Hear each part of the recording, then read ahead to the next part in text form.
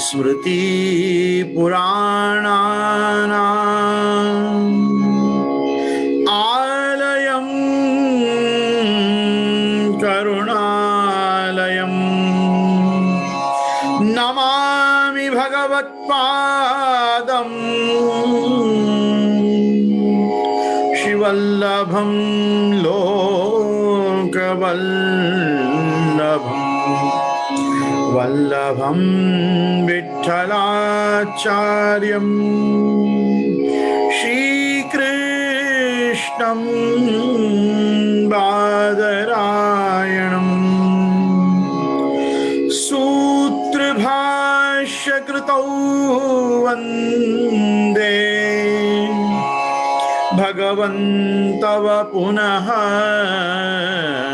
पुनः वल्लभाचार्य दिव्याज्ञा प्रतिभासर मुज्ज्वला दिगंत व्यापिनी भूया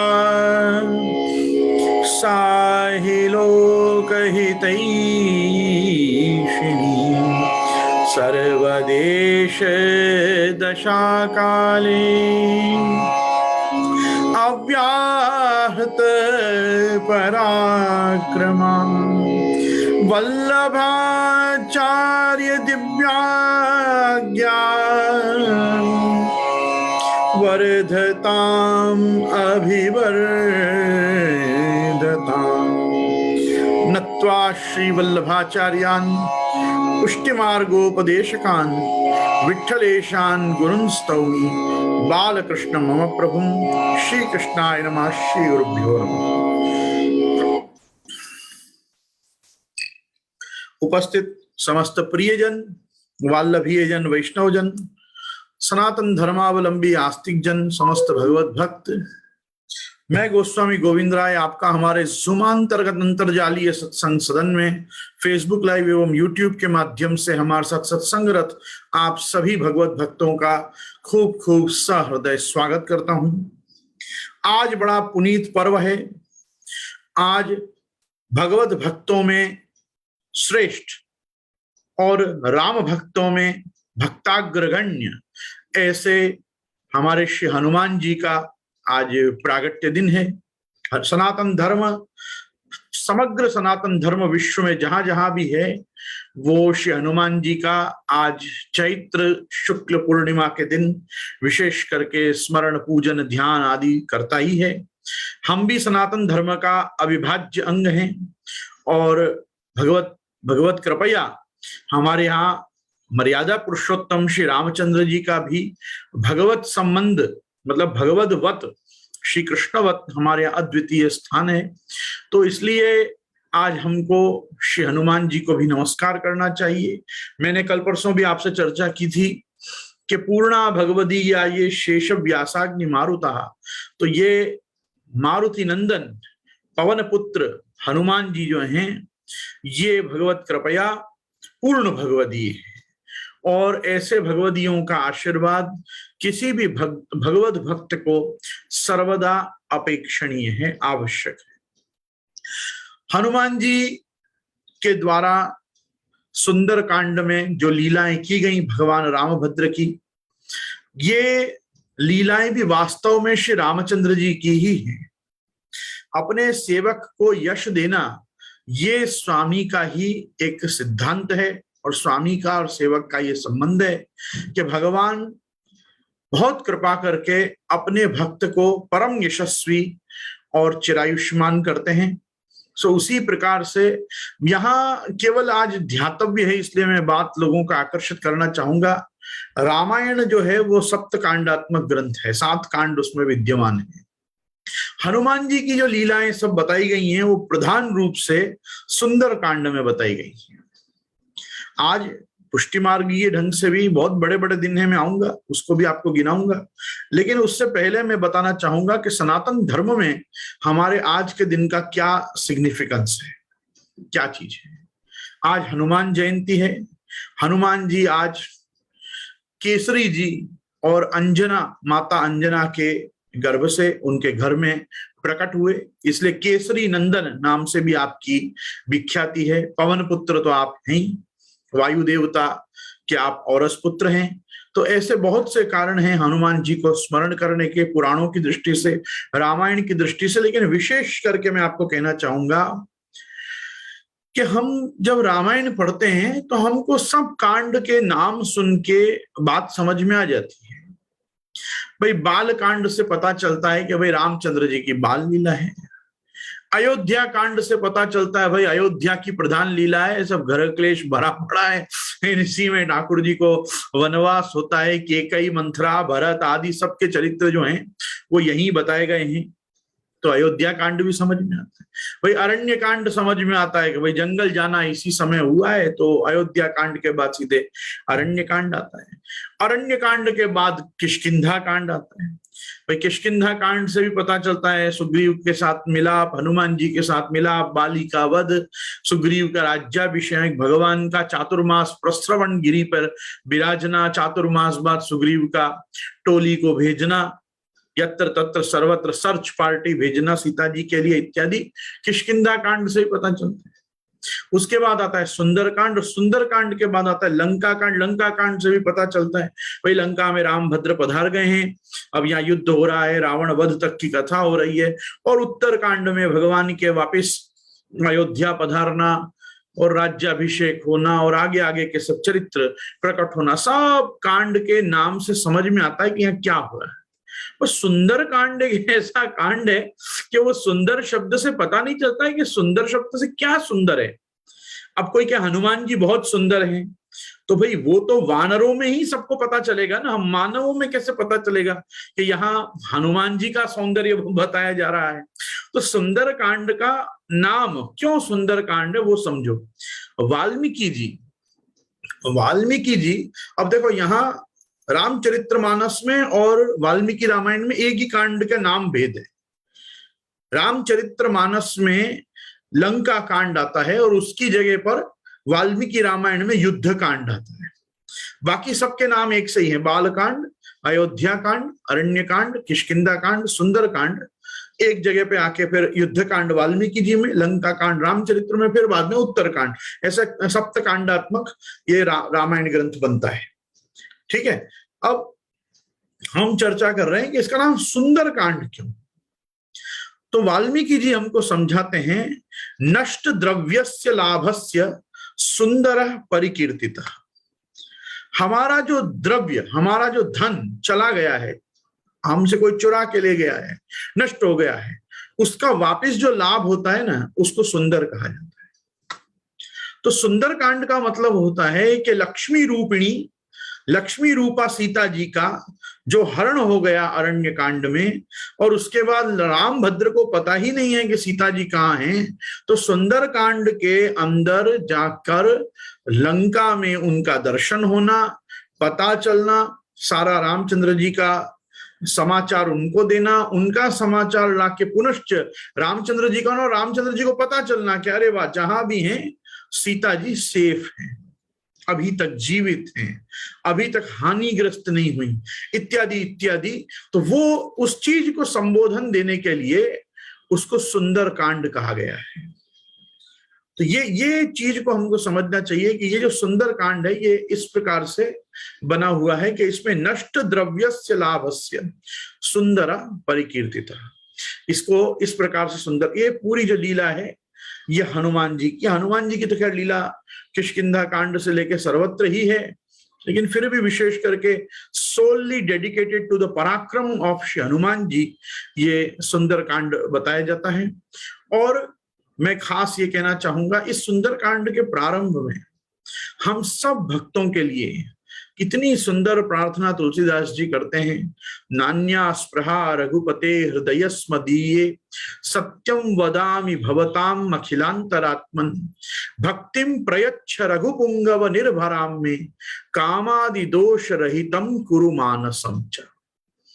तो कहने का तात्पर्य हम ठाकुर जी से भक्ति प्राप्त करने में भगवान पे निर्भर करते हैं, और भगवान पे निर्भर हम क्या करते हैं कि प्रभु कामादि दोष रहितम कुरु मानसम च, आप काम क्रोध लोभ आदि दोषों से मेरे अंतःकरण को आप पवित्र कर दो, तो मैं आपकी भक्ति का अधिकारी बन सकूं। क्योंकि भगवत भक्ति का अधिकारी वही होता है जिसकी लोकैषणा और लौकिक तृष्णा सब पूरी हो गई हो, निवृत्त तर्षैर उपगीयमान भगवान का चरित्र होता है। तो मेरे कहने का सिर्फ तात्पर्य इतना है कि आज हनुमान जी को हम केवल नमस्कार करें। उल्लंघ्य सिंधो सलिलम सलीलम यह शोक वन्यम जनकात्मजाया आदाय तेनैव ददाह लंकाम नमामि तम प्रांजलिरांजनेयम। हम उनसे श्री रामचंद्र जी के परम प्रिय ऐसे तुम मम प्रिय भरत सम भाई, जिनको आप भरत और लक्ष्मण की तरह प्रेम करते हैं, ऐसे श्री हनुमान जी से हम भी दास्य भक्ति का आशीर्वाद मांगे कि आपको जैसा भगवत कैंकर्य भगवान की सेवा जैसी आपको प्राप्त है, आप जैसे भगवत दास हो वैसे हमारे में भी भगवत दास होने के लक्षण आए, हो तो बढ़े, उनमें त्रुटि हो तो त्रुटि सुधरे, और प्रभु और महाप्रभु का हम दासानुदासत्व आपके आशीर्वाद से हम कर सकें। तो जैसे हम 84,252 वैष्णव भगवदियों से अपन आशीर्वाद चाहते हैं, वैसे ही ये हमारे पौराणिक एक पात्र हैं, लीला के पात्र हैं। और सर्वोपरि बात यह है कि रावण के पास 10 माथा थे, उसने 10 माथा चढ़ा के भगवान रुद्र के 10 रूपों को तो प्रसन्न किया, लेकिन 11वां रुद्र बच गया। ये 11वां रुद्र ही हनुमान जी के रूप में प्रकट हुआ और इसी ने लंका का दहन कर दिया, पूरी लंका जला डाली। क्यों? क्योंकि 11 माथा थे ही नहीं उसके पास। यदि 11 माथा दशग्रीव के पास होते रावण के पास, तो रावण उन 11 के 11 मस्तकों को रुद्र पे चढ़ा के रुद्र को वशीभूत कर लेता। लेकिन रुद्र वशीभूत क्यों नहीं हुए? रुद्रों की संख्या शास्त्र में 11 मानी गई है और उसके पास 10 माथा ही थे। तो भाई ऐसा है, पर नारी ऐसी बुरी करो न वाको संग, 10 शीश रावण के गए पर नारी संग। तो वो 10 शीश तो गए उसके, परंतु 11वां जो रुद्र है वही हनुमान जी के रूप में अवतीर्ण हुआ। तो महादेव जी के अंश से समद्भूत होने के कारण ये रौद्र रूप भी आप में विराजमान है, दास्य भक्ति भी आप में विराजमान है, पवन तनय होने के कारण आपके सेवा की जो गति है वो मन से भी तीव्र है। इत्यादि कारणों से हम जानते हैं हनुमान जी का यश और आप श्री का चरित्र। तो बस मैं तो इतना ही कहता हूं, हम पुष्टि मार्गीय भक्तों को भी उनसे दास्य भक्ति मांगनी चाहिए। हम स्वयं भी गए वर्ष अयोध्या जी गए थे, तो अयोध्या जी में भी सबसे पहली पद्धति यही है कि हनुमान गढ़ी पर जाके पहले श्री हनुमान जी के दर्शन करते हैं, हनुमान जी से आज्ञा मांगकर, और फिर बाद में हम रामचंद्र जी का दर्शन करने कनक भवन में जाते हैं, कनक भवन बिहारी जी के दर्शन करने। मैं आपको एक चीज और बताना चाहता हूं कि जिस समय हनुमान जी ने जाके सीता जी को ये समाचार दिए कि रामचंद्र जी आपको बहुत त्वरा में ढूंढ रहे हैं और आपके वहां से हरण हो जाने के कारण बड़े विह्वल हैं और आपको शीघ्र ही आके यहाँ लंका में आप श्री दर्शन देंगे, आपको बंधन मुक्त करेंगे और आपके इस अपमान का बदला लेंगे, इत्यादि इत्यादि। तो श्री सीता जी ने प्रसन्न होकर कहा कि आज से तुम मेरे पुत्र हो। तो आपको मैं बताना चाहूंगा कि जो सीता जी ने वचन दिया कि आप मेरे आज से पुत्र हो, तुमने मेरा ऐसा कार्य किया है कि मुझे तुम पे पुत्र जैसा वात्सल्य आ रहा है, तो ये हनुमान जी को पुत्र सीता जी ने माना। तो रामचंद्र जी ने भी इनका ऐसा सम्मान रखा कि जब अयोध्या में सर्वोपरि स्थान, अयोध्या का राजा जब अपने बाद नियुक्त किया, तो उत्तर कौशल और दक्षिण कौशल अपने बच्चे लव और कुश को दिया, लेकिन अयोध्या का राज्य तो आपने हनुमान जी को ही दिया, क्योंकि हनुमान जी लव और कुश से भी पहले सीता जी के माने हुए, मुंह बोले हुए तो नहीं कहूंगा, माने हुए और यूं कहो गोद लिए हुए पुत्र समान रहे। तो आज भी आप देख सकते हैं कि जो शीर्ष स्थान है अयोध्या धाम में, वहां पे राजा के रूप में हनुमानगढ़ी में हनुमान जी ही विराज रहे हैं। उनको ही आपने पुत्रत्वेन अपना राज्य दिया है, और वहां उनके दरबार में पीछे राम लक्ष्मण सीता भरत शत्रुघ्न आदि सब विराजते हैं, पर मूल सिंहासन पे गादी पे तो हनुमान जी ही विराजते हैं। यही हनुमान जी हैं कि जिन्होंने अधरामृत लेने के लिए एक समय पे थाल को अन्य लोगों से खींच तान करके ले लिया, और भगवान के रामचंद्र जी के राजभोग लेने के बाद और इन्होंने सारा जो अवशिष्ट था उच्चिष्ट था रामचंद्र जी का अधरामृत, वो सब अधरामृत इन्होंने पा लिया। और कुछ लोग अन्य भी जो अधरामृत के आग्रही थे वो लोग रह गए, हनुमान जी से भिड़े कौन लड़े कौन कि हमको अधरामृत आप दो कृपा करके। तो सीता जी को बड़ा आश्चर्य हुआ कि ये क्या, ये रोज आते हैं और ऐसे पूरा थाल छीन के और ले जाते हैं, और किसी अन्य को तो अधरामृत इसमें से प्राप्त होती नहीं, मेरे और रामचंद्र जी क्या रोकते ही। हनुमान जी सब गायब थे। एक दिन हनुमान जी ने कहा, ये क्या तुम रोज आते हो और यहाँ झूठा खाते हो, तुम मेरी रसोई में आ जाया करो, और तुम तो मेरे बच्चे जैसे हो, पहले खा लिया करो। तो कहा कि देखो माँ, ऐसा सब तो मुझे आग्रह आप करो मत, मुझे आप भोजन करने बुलाओगे तो आपके रसोई में कुछ बचेगा ही। सीता जी के भी बात उस पे आ गई, आन पे आ गई, ओह अन्नपूर्णा को चैलेंज। अब अन्नपूर्णा ने कहा कि आ जाओ, कुछ नहीं घटेगा, अयोध्या के साम्राज्य में क्या कमी है, क्या तुम्हारा पेट नहीं भर सकते। कहते हैं कि अयोध्या में अपनी दासी के घर से भी सीता जी ने सब कुछ मंगा लिया, फिर भी जो त्वरा और जिस वेग के साथ हनुमान जी ने प्रसाद पाना शुरू किया, घर घर में छोटे छोटे बच्चों को खाने को अन्न नहीं बचा, ऐसा आपने सीता जी की रसोई में बैठ के भोजन किया। लक्ष्मण जी वहां से गुजरे, लक्ष्मण जी को दया आई सीता जी पर, और सीता जी को जाके कहा कि ये आपने क्या किया, इस वानर को न्योता आज भोजन करने, इसने तो अयोध्या में अन्न का दाना नहीं रहने दिया, सब साफ हो गया पूरा, कैसे खाएंगे, क्या करेंगे, अयोध्या के आसपास के राज्यों से धान्य मंगाना पड़ रहा है, तो क्या करें, इनकी तो भूख मिटी नहीं रही, और मैंने भूल से कह दिया कि भगवान का झूठा क्या खाते हो, मेरी रसोई में से अच्छा फ्रेश खाया करो, उसका मैं दंड भोग रही हूं। तो कहा कि अब करूं क्या, ये तो बताओ। तो कहा कि कुछ काम करो, भगवत प्रसादी तुलसी जाके दे दो थाल में, कि ये तुलसी बची है, ये तुलसी जी ले लो प्रसाद में। और वो तुलसी जी हनुमान जी को दी, हनुमान जी ने ली, उनको डकार आई और कहा अब मुझसे नहीं खाया जाएगा, अब एक रोटी की भी जगह नहीं है, क्योंकि वो भगवत प्रसाद के ही आग्रही जीव थे, उनको क्या भोजन थोड़ी करना था, उनको तो भगवत प्रसाद ही रोज लेना था। प्रसाद लेने वालों के ये चरित्र में बहुत उज्जवल चरित्र है इनका, कि कैसे प्रसाद के आग्रही हैं, कि और कुछ भी खवा दो, त्रिलोकी का अन्न खवा दो तो इनकी भूख नहीं मिटती है, पर भगवत प्रसाद एक तुलसी का पत्र भी मिल जाए तो हनुमान जी आप संतुष्ट हो जाते हैं। तो ये हमारे ऐसे दिव्य हनुमान जी का आज ये जयंती महोत्सव है। दूसरा हमारा आज पुष्टि मार्ग में बहुत बड़ा दिन है।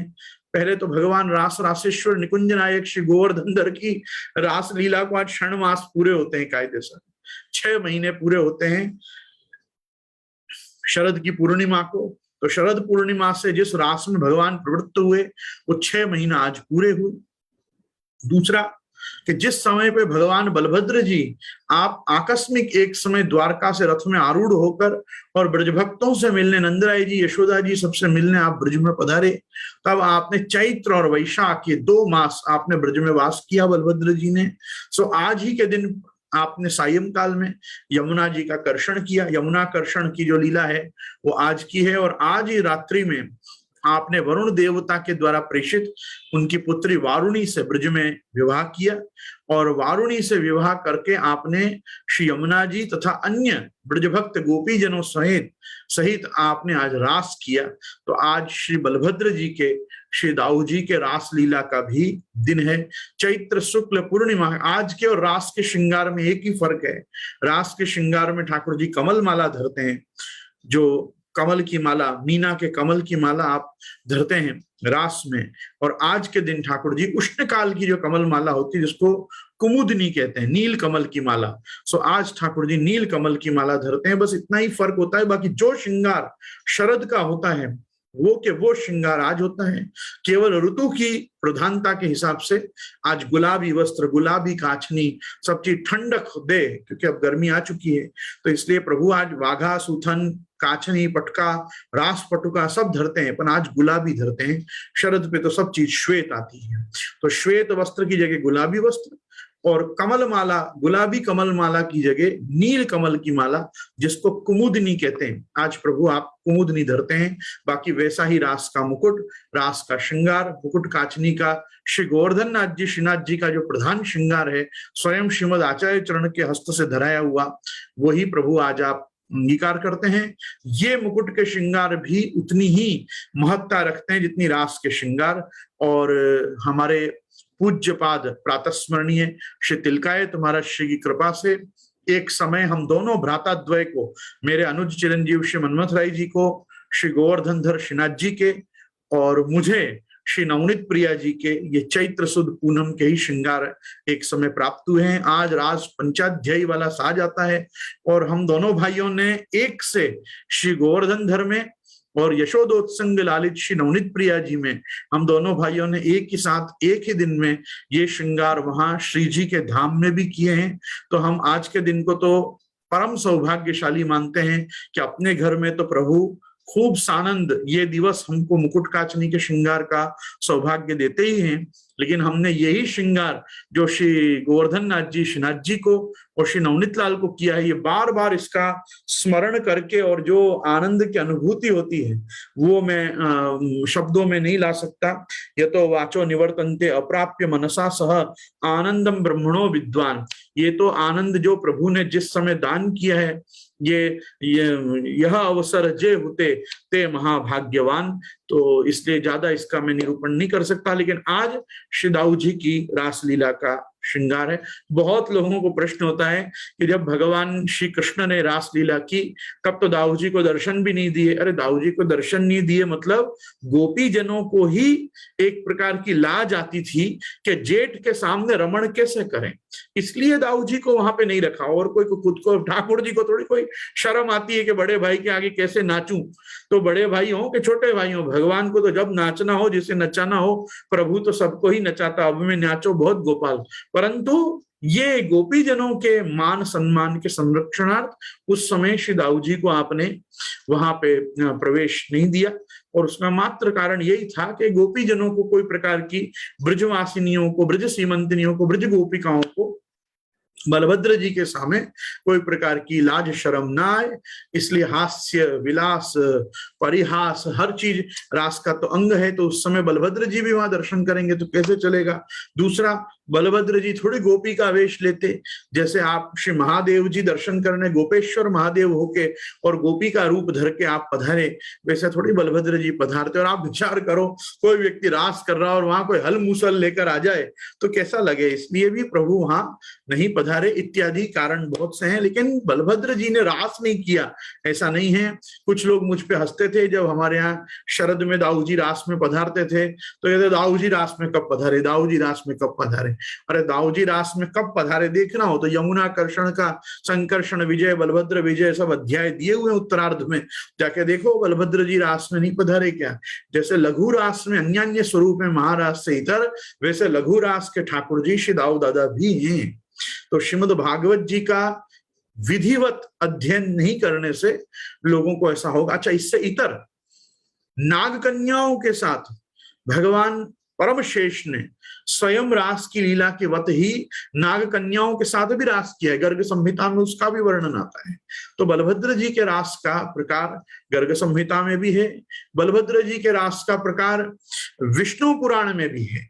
जहां विष्णु पुराण में तो श्रीमद् भागवत और गर्ग संहिता नहीं मानती कि दाऊ जी को पुत्र हुए, वो तो यही मानती हैं कि ज्योतिषमिति को श्राप था। ज्योतिषमिति रेवती जी के पूर्व जन्म का चरित्र है और पूर्व जन्म में ज्योतिषमिति को इंद्र का श्राप हुआ कि तुम जिस अनंत भगवान शेष जी के लिए तप कर रही हो, उनको पति रूप में प्राप्त करने के बाद भी उनसे तुमको संतति नहीं होगी, ऐसा इंद्र का श्राप है गर्ग संहिता में।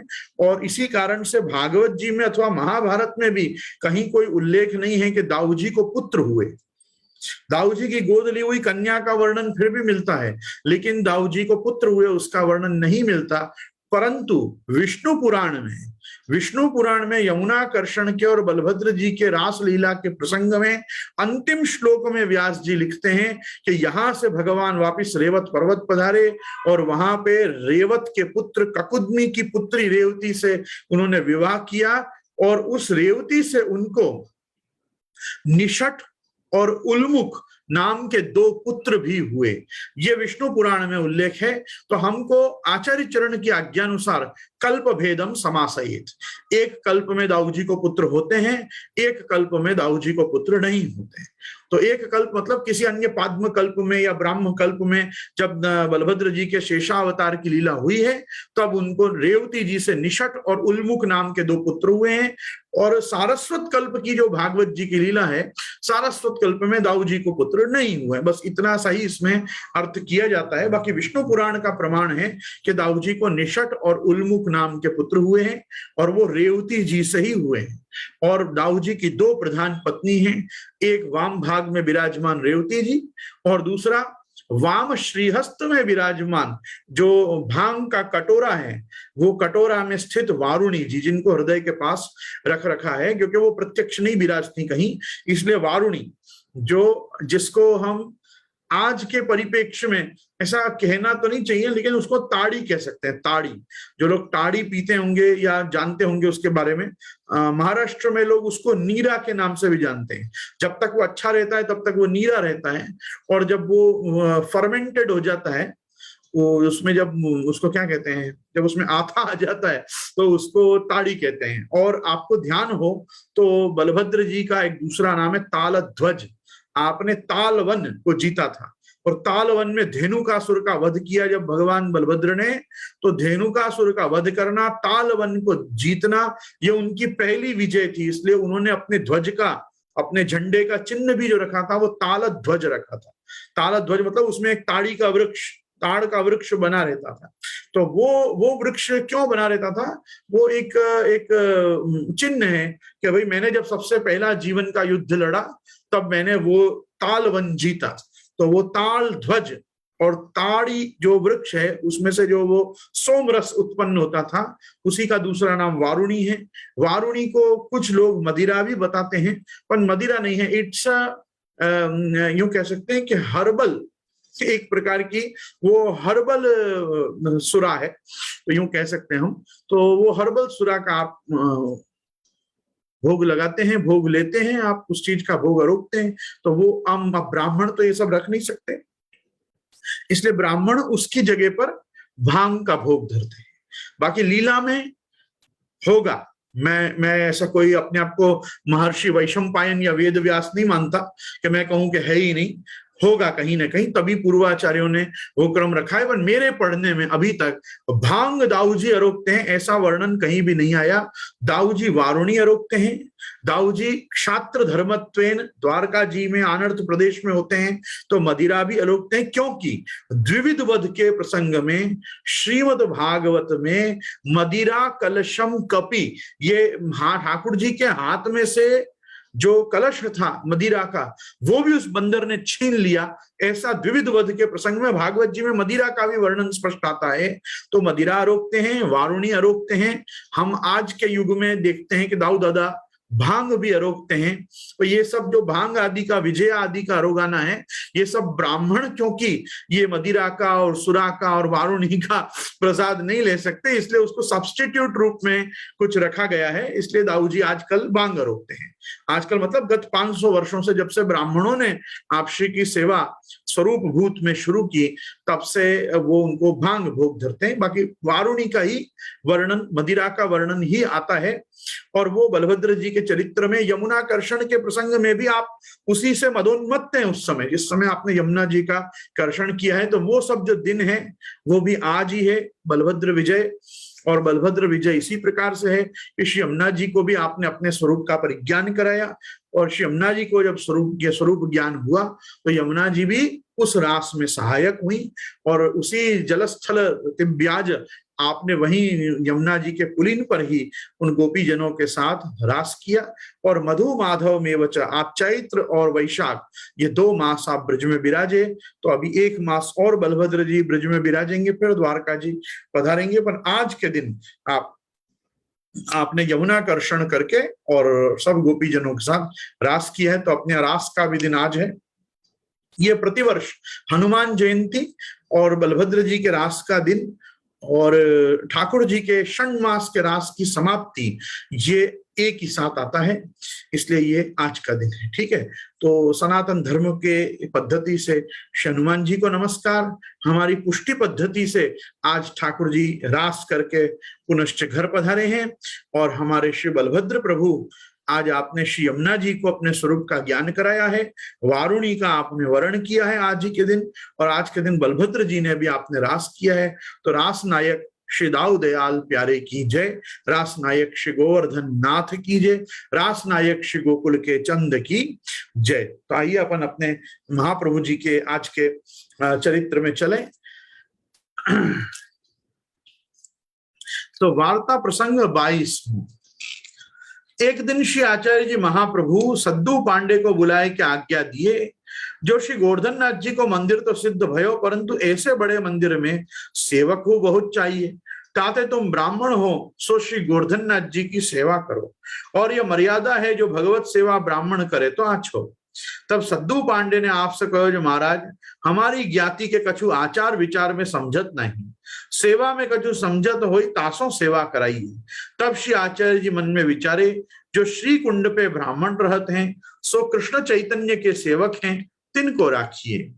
तब आपने उन बंगाली ब्राह्मणन को बुलाई के सेवा की आज्ञा दीनी। ये गौड़ ब्राह्मण है, गौड़ मतलब गौड़ देश वाले, गौड़िया जिनको हम कहते हैं, गौड़िया श्रीमन मध्व गौड़ीय संप्रदाय जिससे बना, तो ये गौड़ीय, तो ये जो है ये बंगाली है। गौड़ देश मतलब बंगाल। ठीक है, तो श्री कुंड पे ब्राह्मण रहते हैं, सो कृष्ण चैतन्य के सेवक हैं, तिनको राखिए। तब आपने उन बंगाली ब्राह्मणन को बुलाई के सेवा आज्ञा दीनी। तामे माधवेंद्रपुरी मध्व संप्रदाय के आचार्य तैलंग ब्राह्मण कृष्ण चैतन्य के गुरु हते, जिनके पास श्री आचार्य जी ने काशी में वेदाध्ययन किया हो, तो ता समय भगवत सेवा देवे की कही हती, तिनको मुखिया किए। अब इनको बुला के यहाँ पे माधवेंद्रपुरी को भी श्री महाप्रभु जी ने सेवा दी। मध्व संप्रदाय के ये आचार्य तैलंग कुल के ब्राह्मण, और ये कृष्ण चैतन्य के भी मतलब चैतन्य महाप्रभु के भी ये गुरु रहे, और किसी समय में श्री आचार्य चरण ने भी इनके पास काशी में वेदाध्ययन किया। इनको भगवत सेवा देवी कही थी। इनने गुरु दक्षिणा में उस समय भी श्री महाप्रभु जी से ठाकुर जी की सेवा ही मांगी थी, तो महाप्रभु जी ने आज्ञा की थी कालांतर में तुमको देंगे। सो श्रीनाथ जी की प्रागट्य वार्ता में ये सब प्रसिद्ध है। उनको शिष्यन की सेवा में राखे, उनके शिष्यन को सेवा में राखे।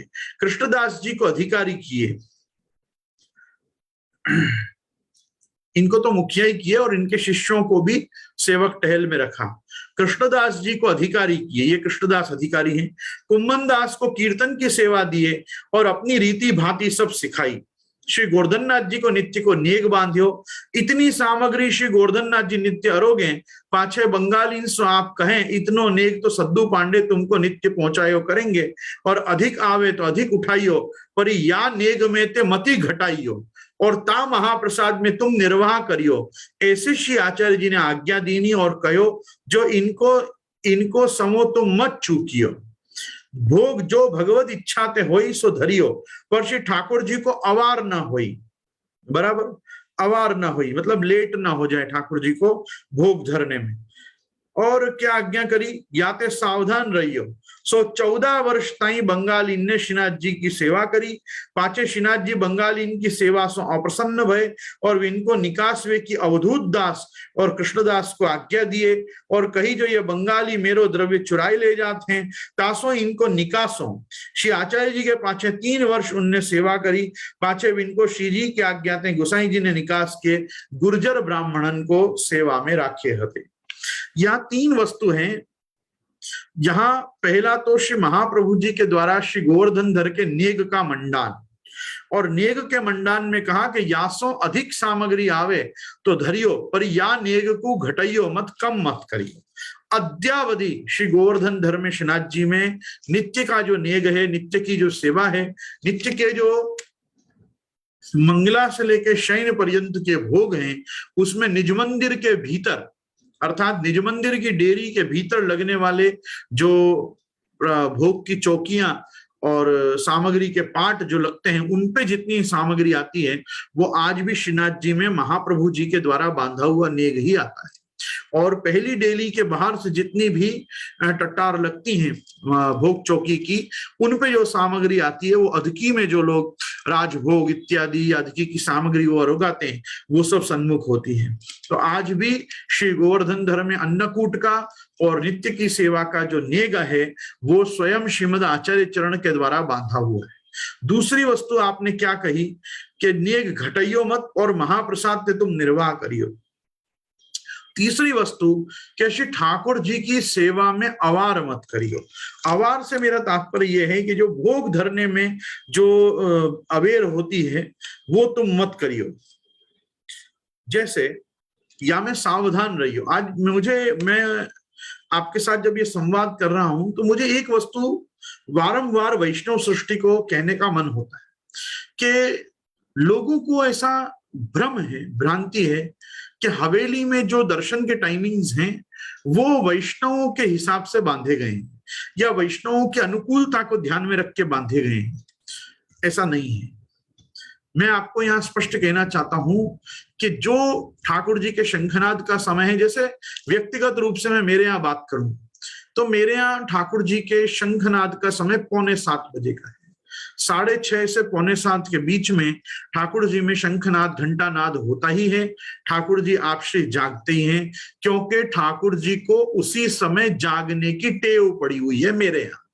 तो इसलिए हम 6:45 से लेट ठाकुर जी को नहीं जगाते हैं जब तक कि कोई नेचुरल कैलेमिटी ना आ जाए, जल बंद हो जाए, गैस पाइपलाइन बंद हो जाए या कुछ मंगल भोग ही तैयार ना हुआ हो, XYZ any of the reason. बहुत महाप्रभु जी कृपा से बहुत यदा कदा साल में 1-2 बार होता हो तो ऐसा होता होगा, बाकी साल भर तो निर्विघ्नता पूर्वक श्री ठाकुर जी यथा समय ही जागते हैं, यथा समय ही मंगल भोग रोकते हैं। अब मेरे यहाँ 7:30 पे मंगला खुलते हैं, तथापि पितृचरण की आज्ञा से 7:45 बजे ही मेरे यहाँ मंगला आरती होती है। अब मंगला आरती 7:45 बजे होती है तो 7:45 बजे ही मंगला आरती होगी क्योंकि मेरे ठाकुर जी को 7:45 बजे मंगला आरती करवाने की टेव है। इस प्रकार से अपन देखें तो वैष्णव का घर हो कि आचार्य बालक का घर हो, हवेली हो कि निज घर में गृह सेवा का प्रकार हो, समझना मेरी बात को। आपको इतना तो रखना ही पड़ेगा कि आपके ठाकुर जी का कोई ना कोई समय हो और वो फिक्स हो। आज 8 बजे जग गए, कल 8:30 बजे जग गए, 8:45 बजे जग गए, कल जल्दी जग गए, परसों लेट जग गए।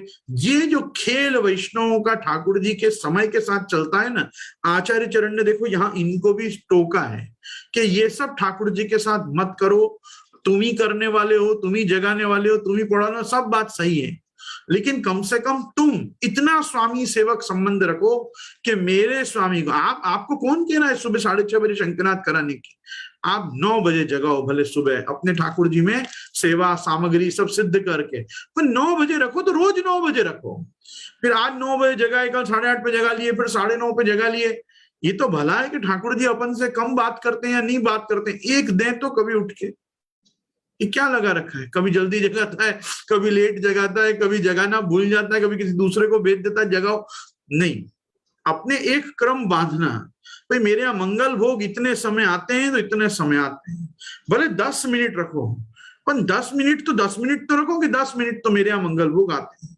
फिर मेरे यहाँ राजभोग श्रृंगार भोग इतने बजे आते हैं, मेरे यहाँ राजभोग इतनी देर आते हैं। ये नेग बांधना जरूरी वैष्णवों को नहीं है, पर नेग बांधने में समय का भी एक नेग है कि मेरे ठाकुर जी की सेवा इतनी देर चलती है। हमारे यहाँ ऐसा क्रम है, बड़ों ने हमको आज्ञा दी है। हमारे नित्य ठाकुर जी गोपी वल्लभ भोग अरोकते हैं। कब अरोकते हैं? 10, 10:15 तक, 10:30 तक भी श्रृंगार खुल जाए तो गोपी वल्लभ भोग अरोकते हैं। 10:30 से लेट अगर माला बोली, भाई करने वाले हम कभी कभी अकेले होते हैं तो नहीं होती जल्दी सेवा, तो अवेयर हो जाती है करते करते, मतलब अवेयर हो जाते तो हम लेट आए और लेट शुरू किया नहीं, करते करते अवेयर हो गई। तो फिर बड़े ने आज्ञा दी है कि श्रृंगार की आरसी दिखाकर माला बड़ी करके पहले ग्वाल बोली जाती है, ग्वाल बोल के ठाकुर जी पलना झूलते हैं, पलना झूल के और गोपी वल्लभ और राजभोग भेले आरोपते हैं, साथ में आरोपते हैं। ये व्यवस्था का प्रकार है। ये एक व्यवस्था होनी चाहिए घर में कि अपने कभी ऐसा समय आ जाए कि ठाकुर जी को बहुत अवेयर हो रही हो तो ऐसे समय में 2 भोग भेले करके धरने का भी प्रावधान संप्रदाय में है। वैष्णवों के यहाँ इसीलिए श्रृंगार भोग रखा गया है। आपके यहाँ गोपी वल्लभ और घैया डबरा ये सब क्रम नहीं रखे गए हैं, लेकिन आपके यहाँ श्रृंगार भोग रखा गया है। श्रृंगार भोग क्यों रखा गया है? रसोई बनने में जो समय लगे और ठाकुर जी श्रृंगार करके आरसी देख के तैयार विराज रहे हो, तो प्रभु क्या करें? तो कुछ देर के लिए फल फूल, सूखा मेवा, नागरी, दूध घर कुछ भी धरो, पर एक श्रृंगार भोग धरो जिससे रसोई बनने में जो समय हो तब तक ठाकुर जी अपने आइडल ना विराजे, खाली न विराजे। ये सब विचार दृष्टि, ये भगवत सुख के विचार से करना जरूरी है। तो हमारे यहाँ ऐसा रोज नहीं होता है कि राजभोग और गोपी वल्लभ भेले आते हों। गोपी वल्लभ के समय गोपी वल्लभ आते हैं, राजभोग के समय राजभोग आते हैं। पर कोई दिन श्रृंगार ये एकले हैं, करते करते भारी श्रृंगार हैं, अभ्यंग अंजन भी हैं। हो गई अवेर तो हो गई अवेर, अब क्या करोगे? उसका कोई दंड थोड़ी भोगोगे। उसका दंड यही है कि आज प्रभु अलग अलग यशोदा जी के गृह में और गोपी जनों के घर में अलग अलग नहीं पधार पाएंगे। एक काल परिच्छिन्न एक साथ आपको राजभोग की लीला भी करनी है और आपको गोपी वल्लभ भी आपको गोपी जनों के घर घर पधार के अरोगना है। वो कभी कभी भेला हो जाता है। ये उत्सवांग प्रकार है, ये उत्सव है तो ऐसा करना पड़ा तो करना नहीं चाहिए। करने का प्रकार तो क्या है? ठाकुर जी की टेव जिस प्रकार से पड़ी है कि अब मेरे मंगल भोग आएगा, अब मंगलारती होगी, अब मेरा श्रृंगार होगा, श्रृंगार के बाद मुझे गोपी वल्लभ आएगा, गोपी वल्लभ अरोगने के बाद ग्वाल बोला जाएगा, ग्वाल का डबरा आएगा, ग्वाल का डबरा आने के बाद मैं पलना झूलूंगा, पलना झूल के मैं राजभोग अरोगने पधारूंगा। तो जो प्रभु जिस रीत से टेवाए गए हों, जिस प्रकार की रीत से आप हिले भय हो, ब्रजभाषा का शब्द है, सो वही पद्धति से अपने को सेवा करनी चाहिए। और पहले तो अपने लाड़ और प्रेम से ऐसा प्रभु को हिलाना चाहिए, अर्थात उनको टेव पाड़नी चाहिए कि प्रभु आपके जागने का नित्य का समय मेरे यहाँ पे ये रहेगा। तो भाई उस रोज उतने बजे जगाओ, उतने बजे ही मंगल भोग धरो, उतनी देर का ही श्रृंगार का क्रम रखो, राजभोग का जो समय हो फिक्स समय राजभोग धरने का प्रयास करो। देखो, सेवा का अर्थ है प्रभु के अनुकूल चलना। अब हर चीज को तोड़ मरोड़ के और भाई आपड़ा ત્યાં तो चाले, आपड़ा ત્યાં तो चाले करके चलाते रहोगे तो फिर समझ में नहीं आएगा कि दास कौन और स्वामी कौन। तो इसलिए ये थोड़ा बहुत विवेक सबको रखना बहुत जरूरी है। प्रभु की सेवा का एक मंडान करो, समय का मंडान करो। टाइम मैनेजमेंट ठाकुर जी में भी जरूरी है, भोग मैनेजमेंट ठाकुर जी में भी जरूरी है। ठाकुर जी में क्या होता है, अधिकांश लोग घर में डायबिटिक होते हैं, ब्लड प्रेशर के पेशेंट होते हैं, तो वो क्या करते हैं, ठाकुर जी को फीकी फीकी सामग्री भोग देते हैं। अरे आप मीठा कम खाइए, आप कम शुगर कंज्यूम कीजिए, पर ठाकुर जी को जो सामग्री जैसी आती है वैसी ही धरने का प्रयास करिए, या उतनी धर के फिर बाजू में एक चौकी पे आपके लिए जो आपने फीका फीका बनाया है वो भी भोग धरिए, ताकि प्रभु को प्रभु के सुखार्थ तो सही चीज प्राप्त हो, और फिर आपको जो अधरामृत करके देनी है आपके आरोग्य के रक्षणार्थ, वो भी प्रभु अपने स्वामी भाव से आपको कृतार्थ करते हुए, दास धर्म का रक्षण करते हुए आपको प्रसादी दें। तो ये एक व्यवस्था की बात है। ये मेरा एक सजेशन है वैष्णव सृष्टि को। बाकी सेवा करते गुरुराज्ञा, आपके गुरु घर ने जो आपको आज्ञा दी हो तदवद आप सेवा करो। पर सेवा की पद्धति ये है कि आचार्य चरण ने आज्ञा की है ठाकुर जी की सेवा में अवेर नहीं करनी, ठाकुर जी की सेवा में नेग को ध्यान रखना, ठाकुर जी से पहले कोई वस्तु प्रभु की उपभोग में उपयोग में नहीं लेनी। तो ये सब चीजों का जब हम रक्षण करते हैं, विचार करते हैं, तो महाप्रभु जी की परिपाटी, महाप्रभु जी की मेंट से चलते हैं। नहीं तो क्या होता है, प्रभु इन सब लोगों पे अप्रसन्न होकर और कुछ साल बाद प्रभु सेवा में से बाहर काढ़ी देते हैं। तो जैसे बंगाली इनको प्रभु ने निकाल दिए, प्रभु कोई दिन अपन को भी निकाल सकते हैं। तो अपन को थोड़ा प्रभु से भय खाके भी रहना चाहिए। भय भी न होए न प्रीत। तो कभी कभी ठाकुर जी से प्रीत करने के लिए रसोई में तड़का जितना, रसोई में बघार छौंक जितना भय भी अपेक्षित है। ठीक है, प्रेम तो है ही, प्रेम तो सर्वदा अपेक्षित है प्रभु से, पर प्रभु से डरपते भी रहना। वार्ता प्रसंग 23। एक समय श्री गोवर्धन नाथ जी श्री आचार्य जी महाप्रभु से कहे, मुझको गाय ले देऊ। तब आप कहे, जो महाराज सिद्धि है। तब श्री आचार्य जी ने सद्दू पांडे से कही, श्रीनाथ जी आज्ञा दी है, जो मुझको गाय ले आओ। ताते यह सुवर्ण की बीटी है, ताको बेची के गाय लाए देऊ।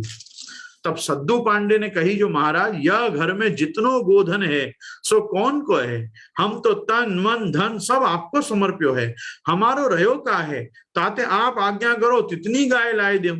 तब आपने कही जो तुम जो लाओ सो तो तुम्हारी इच्छा, ताकि तो हम नहीं करत नहीं, पर मोको तो श्री गोवर्धन नाथ जी ने आज्ञा देनी है, ताते प्रथम तो हमारे या सुवर्ण की गाय लाए देव। तब सद्दू पांडे वहां सुवर्ण की प्रथम गाय ले आए। सो गाय आचार्य जी आप गोवर्धन नाथ जी के आगे लाई ठाड़ी की। पाचे सद्दू पांडे तथा और ब्रजवासी अपने अपने घर सो कोई एक गाय कोई दो गाय ले आए, और वैष्णवन के यहाँ तो बहुत गाय आई। ता दिनते श्री गोवर्धन नाथ जी को नाम गोपाल धर्यो। पाचे ते गुसाई जी ने गोपाल को या नाम को गोपालपुर गांव बसायो। भगवती छीत स्वामी हूं गाय है। देखो ऐसा है कि आचार्य चरण और श्री गुसाई जी ने मिलकर ये जतिपुरा, जो यतिपुरा, पहले यति लोग यहाँ गिरिराज जी की तरहेटी में, गिरिराज जी की गुफाओं में, गिरिराज जी की कंदराओं में, गिरिराज जी के आसपास कुंड पे बैठकर और भगवत भजन करते, और विरक्त लोग ही प्राय इस गांव में रहते।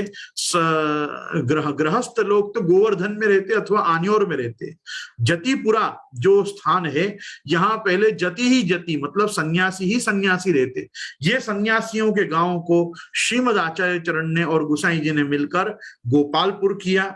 इन्हीं यतियों को, इन्हीं सन्यासी विरक्त संत महंतों को आपने गिरिराज जी की गायों का रक्षण, गिरिराज जी अर्थात श्री गोवर्धन धर की गायों का रक्षण करने के लिए तैनात किए, इत्यादि इत्यादि इनको गायों की सेवा प्रदान की। और इस प्रकार से ये स्थान का नाम जतिपुरा, यतिपुरा से इसका नाम गोपालपुर हुआ। और छीत स्वामी ने यह गाय भी है, आगे गाय पाछे गाय, इत गाय उत गाय, गोविंद को गायन में बसवो ही भावे है। पाछे गायन की समृद्धि बहुत बड़ी, ग्वाल हु बहुत राखे, सो गाय चरावे को गाय ग्वाल जाई, तिनके संग आप हु श्री ठाकुर जी और श्री बलदेव जी पधारे, वहां ही छाक आवे। श्री बलदेव जी सबन को छाक बांटे। सो यहाँ एक फुट नोट दी हुई है गुजराती में। श्रीनाथ जी गोपाल दास द्वारा गुसाई जी ने केवराव्यू कि અમે શ્યામ ઢાક નીચે બેઠા છીએ, તમે છાક લઈને આવો। તેથી ગુસાઈજી છાક લઈને શ્યામ ઢાક પધાર્યા છે। જુઓ તીર્થ યાત્રાનો અહેવાલ તથા શ્રી गोवर्धननाथजीની प्रागट्य वार्ता। तो गोवर्धननाथ जी की प्रागट्य वार्ता में भी ये प्रसंग है कि श्याम ढाक पे श्री गोवर्धन धर जाए के विराजते, अपने ग्वाल बाल बछड़ा गाय और दाऊ जी के संग आप वहां सबको दर्शन देते, और वहीं श्री गुसाई जी को आज्ञा किए कि हमारे लिए छाक लेके आओ। सो छाक में श्री गुसाई जी आप दही भात को डबरा को लेके पधारे। दही भात को डबरा, संधाने की कटोरी, ये सब आप क्यों लेके पधारे? क्योंकि जिस समय पर बच्छहरण की लीला हुई, बच्छहरण की लीला के समय प्रभु अलग अलग उंगली में अलग अलग प्रकार के रसों से युक्त अचारों को लगाकर और दही भात ही अरोग रहे थे। और दही भात अरोगते अरोगते अचारों के संग, संधाना के संग और उनके संग दही भात का सेवन करते करते देखा तो उनको उनकी गायें नहीं दिखी, उनकी बछड़ियां नहीं दिखी। थोड़ी देर में देखे तो उनको ढूंढने गए हुए ग्वाल बाल भी नहीं दिखे। और जब ठाकुर जी अपनी छाक वहीं छोड़कर और उनको देखने पधारे, तब पता चला कि ओ हो ये तो चतुर्मुख ब्रह्मा की करतूत है। ब्रह्मा ही ये वत्स हरण करके और गायों का और बछड़ाओं का हरण करके और ग्वालों को और सबको ले गया है। और फिर तो प्रभु उस उद्यम में लग गए, फिर प्रभु आप ही बछड़ा बने, न ग्वाल बने, न गोप बने। वो चक्कर में सारस्वत कल्प में पाद्म कल्प की जो लीला आपने प्रकट करी, वो समय में आपके दही भात का आनंद लेने की इच्छा अधूरी रह गई। सो ये इच्छा को पूरी करने के लिए आप श्री गुसाई जी को आज्ञा किए कि मेरे लिए छाक ले आओ। गुसाई जी को ये थोड़ी आज्ञा किए दही भात और संधाना ले आओ, पर गुसाई जी तो आप स्वयं साक्षात श्री चंद्रावली जी हैं, आप साक्षात स्वयं श्री कृष्ण हैं। आप जानते कि इस समय श्री गोवर्धन धर का क्या मनोरथ है, तो आप श्री गुसाई जी वत्सहरण लीला की समय पे जो आपके दही भात अरोगने की इच्छा अपूर्ण रही, अधूरी रही, उसको आप पूर्ण करने के लिए और श्री गोवर्धन धर को तृप्तिकारक आनंददायक ऐसे दही भात और आप ये अलग अलग प्रकार के, जैसे आप लोगों में नहीं गोड़ केरी, मीठा अचार, फिर गूंदा का अचार, तीखा अचार, केरी, ठाकुर जी तो गूंदा नहीं अरोकते, खैर गूंदा का अचार, पर हाँ केरी के अचार तो प्रभु विविध प्रकार से आप अरोकते हैं। टेंटी का अचार आप ब्रज में खास अरोकते हैं, काली मिर्च का अचार प्रभु अरोकते हैं। तो ये सब चीज लेकर और श्री गोसाई जी आप पधारे। सो यहाँ पे ये छाक भी आपने मंगाई और श्री दाऊ दादा ने सबको छाक बांटी। श्री गोवर्धन नाथ जी सब सखा मंडली में बैठ के अरोगे और गोसाई जी आप छाक लेके वन में पधारते। सो वार्ता में प्रसिद्ध है, गायन को दूध बहुत होवे लाग्यो, तासों से गोवर्धन नाथ जी दूध दही माखन बहुत अरोगे, ऐसी रीति सो श्री गोवर्धन नाथ जी की सेवा हुई। या प्रकार सो श्री गोवर्धन नाथ जी की सेवा होने लगी।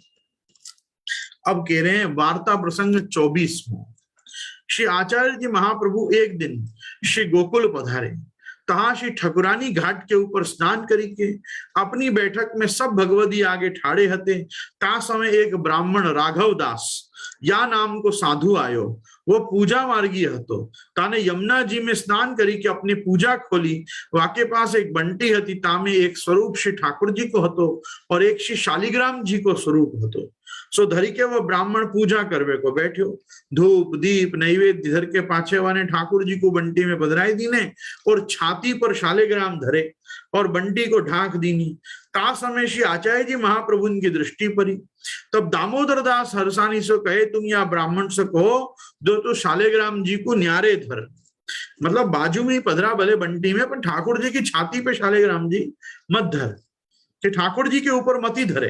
तब दामोदर दास ने वासो कही, वहां ब्राह्मण ने कही, जो महाराज अब तो ये कछु ठाकुर है नहीं, ठाकुर जी तो मैंने विसर्जन कर दिए। तब श्री आचार्य जी आप मुखते कहे, जो ठाकुर जी ना है पर भगवत स्वरूप तो है।